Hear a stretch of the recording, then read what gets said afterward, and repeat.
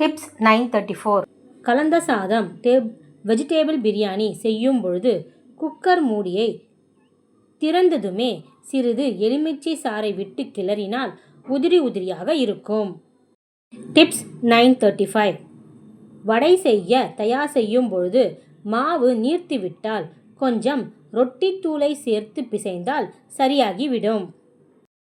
Tips 936. புதினா இலையை வெயிலில் காய வைத்து பொடி செய்து வைத்துக்கொண்டால் தேவையான பொழுது வாசனையாகவும் சமையலுக்கு சேர்த்துக்கொள்ள பயன்படுத்தலாம். டிப்ஸ் 937.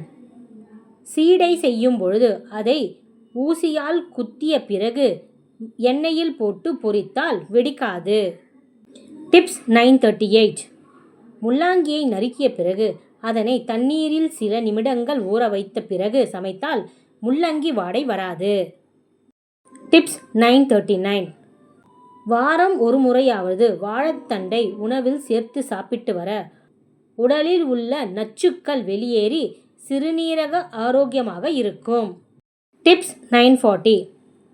ஊறுகாயில் கொஞ்சம் விளக்கெண்ணெயை ஊற்றி வைத்தால் நீண்ட நாட்களுக்கு கெட்டுப்போகாமல் இருக்கும். டிப்ஸ் 941.